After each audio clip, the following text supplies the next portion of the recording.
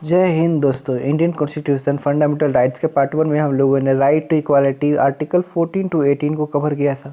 आज के इस सेशन में हम लोग राइट टू फ्रीडम यानी कि आर्टिकल 19 to 22 को कवर करेंगे, जिसमें राइट टू फ्रीडम को कॉन्स्टिट्यूशन का बैकबोन भी कहा जाता है।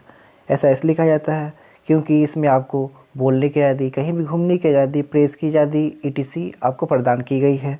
जिसमें आर्टिकल 19 में ये कहा गया है कि वाक स्वतंत्रता आदि विषय कुछ अधिकारों का संरक्षण इसमें दिया गया है, यानी कि बोलने के लिए कुछ अधिकार आपको दिए गए हैं। दोस्तों, अनुच्छेद 19 के तहत भारतीय नागरिकों को 6 प्रकार की स्वतंत्रता प्रदान की गई है।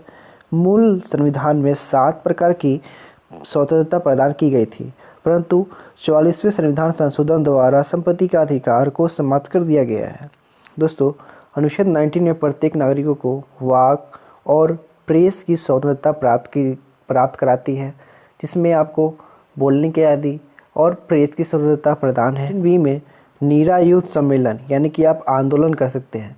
आंदोलन कैसे करना है, तो इसमें कहा गया निरायुध यानी कि आपको किसी भी तरह का हथियार का यूज नहीं करना है, शांतिपूर्वक बैठकर आंदोलन करना है। 19C में संगम या संघ बनाने की स्वतंत्रता है।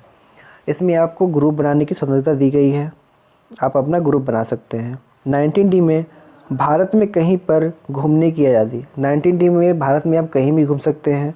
19E के तहत कहीं पर निवास करने की, कोई व्यवसाय, आजीविका या कारोबार की स्वतंत्रता प्रदान की गई है। 19E में आपको ये आज़ादी दी गई है, यदि आप भारत के किसी कोने में घूमने गए हैं और वो जगह आपको अच्छा लग गया और आप चाहते हैं कि आप वहीं पे ज़मीन लेकर घर बना ले, तो आपको वहाँ रहने की आज़ादी है, आप वहाँ रह सकते हैं। व्यापार करने की आज़ादी है, क्योंकि आप वहाँ रहेंगे तो आपको कुछ व्यापार भी तो करना पड़ेगा ना, आपके जीविका चलाने के लिए। आर्टिकल 20 में अपराधों के लिए दोहरे दंड से स्वतंत्रता, यानी कि इसमें एक क्राइम और एक दंड का प्रावधान दिया गया है। अगर आप एक क्राइम किए हैं तो आपको एक दंड दी जाएगी। जिसमें कार्योत्तर विधियों से संरक्षण दिया गया है, यानी कि अगर 2014 में आप किसी भी तरह का क्राइम किए हैं और 6 साल तक ऐसे ही घूम रहे थे और 2020 को पकड़ लिया गया, तो आपको 2014 में किए गए क्राइम को 2014 के कानून के अनुसार आपको दंड किया जाएगा। यानी कि जो 2014 में जो कानून था उसी कानून के तहत आपको दंडित किया जाएगा, ना कि 2020 में जो कानून है उसके तहत आपको दंडित किया जाएगा। सेकंड में दोहरे दंड से संरक्षण, इट मीन्स एक क्राइम एक दंड। थर्ड है आत्माभिशासन से संरक्षण।